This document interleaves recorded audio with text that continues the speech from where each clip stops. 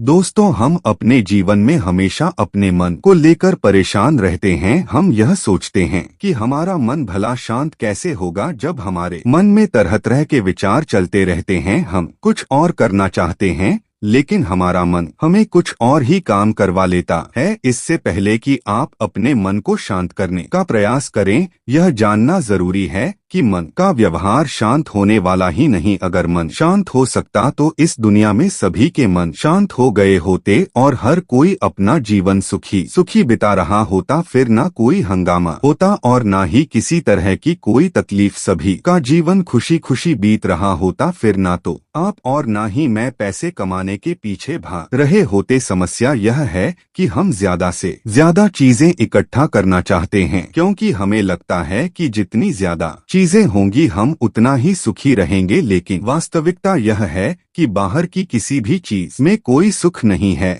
और ना ही उनमें कोई दुख। यही कारण है कि जब हम किसी चीज के पीछे भागते हैं, जब हम कोई चीज पाना चाहते हैं तो उसे पाकर हमें पल भर के लिए खुशी मिलती है, लेकिन बाद में हम उस खुशी का एहसास नहीं कर पाते। वह खुशी दुख में परिवर्तित हो जाती है और इसी प्रकार हम एक चीज से दूसरी, दूसरी से तीसरी चीज के पीछे लगातार भागते रहते हैं। हमें लगता है कि यदि हम वह चीज पा लेंगे तो हम सुखी हो जाएंगे, लेकिन वास्तविकता में वही सुख हमारे दुख का कारण बन जाता है, जिससे हमारा मन बेचैन रहने लगता है। हम उस चीज को पाने के लिए तरह तरह के उपाय करते हैं, जिससे हमारा मन और भी बेचैन हो जाता है और यह बेचैनी धीरे धीरे चिंता का रूप ले लेती है। हमारा मन पूरी तरह से अशांत हो जाता है। हमें कुछ भी अच्छा नहीं लगता। हमें लगता है कि जो कुछ हमने मांगा था उसका उल्टा हो रहा है, सब कुछ हमारे विपरीत जा रहा है। फिर हम अपने मन को शांत करने के लिए ध्यान करना शुरू करते हैं,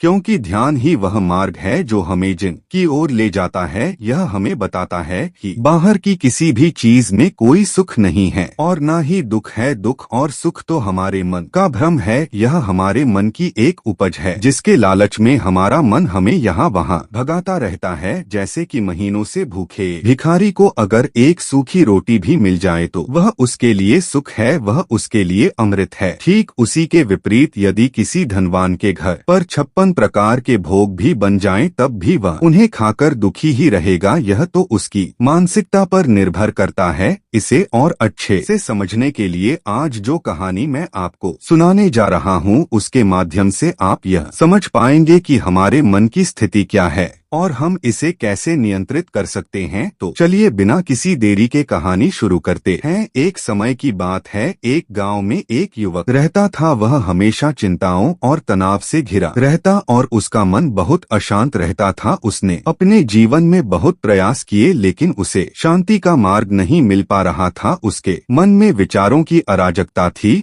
और वह नहीं जानता था कि इन विचारों से कैसे छुटकारा पाए। एक दिन किसी ने उसे बताया कि गांव के पास एक प्रसिद्ध बौद्ध भिक्षु का आश्रम है। वह तुरंत वहां पहुंचा और बौद्ध भिक्षु के चरणों में गिर पड़ा। युवक ने भिक्षु से कहा, गुरुदेव, मेरा मन बहुत अशांत है। मैं शांति की तलाश में हूँ, लेकिन मुझे कोई रास्ता नहीं मिल रहा। कृपया मुझे बताइए कि मैं अपने मन को कैसे शांत कर सकता हूँ। भिक्षु मुस्कुराए और बोले, बेटा, मन की शांति पाना कोई आसान काम नहीं है, लेकिन असंभव भी नहीं है। सबसे पहले तुम्हें समझना होगा कि मन हमेशा विचारों से भरा रहता है। जैसे एक नदी में पानी लगातार बहता रहता है, वैसे ही हमारे मन में विचार भी लगातार आते रहते हैं। लेकिन सवाल यह है कि हम उन विचारों के साथ कैसे पेश आते हैं। ने ध्यान से सुना और फिर पूछा, गुरुदेव, क्या कोई ऐसा उपाय है जिससे मैं अपने मन को जल्दी से शांत कर सकूं? भिक्षु ने उत्तर दिया, जल्दी से कुछ भी प्राप्त करना संभव नहीं है। शांति पाने के लिए धैर्य की आवश्यकता होती है। ध्यान और साधना के माध्यम से ही मन को नियंत्रित किया जा सकता है। फिर भिक्षु ने युवक को एक कहानी सुनाई। एक समय की बात है, एक गांव में एक किसान रहता था। वह हमेशा अपने खेतों में काम करता था और मेहनत से अपनी आजीविका कमाता था। एक दिन उसे बहुत प्यास लगी और वह नदी पर पानी पीने के लिए गया, लेकिन जब वह नदी के पास पहुंचा तो उसने देखा कि नदी का पानी बहुत गंदा था। किसान ने सोचा कि अगर वह गंदा पानी पी लेगा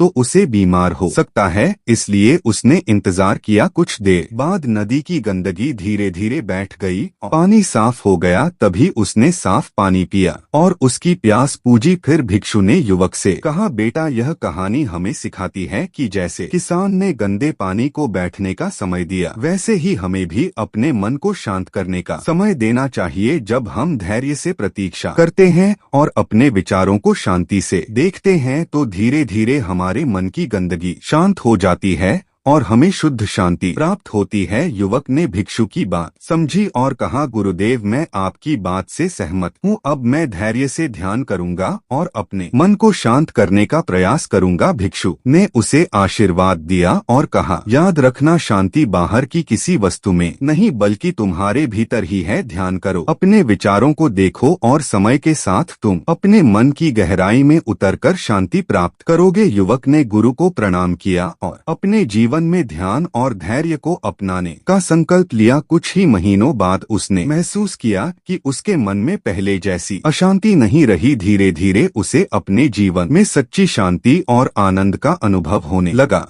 दोस्तों, आपने आज के इस वीडियो से क्या सीखा वह मुझे आप कमेंट में बता सकते हैं। इसी के साथ मैं उम्मीद करता हूं कि आपको आज की वीडियो पसंद आई होगी, तो इस वीडियो को उस इंसान को शेयर करें और चैनल को सब्सक्राइब करें। तो चलिए फिर मिलते हैं ऐसी एक और नई वीडियो में, तब तक के लिए जय हिंद।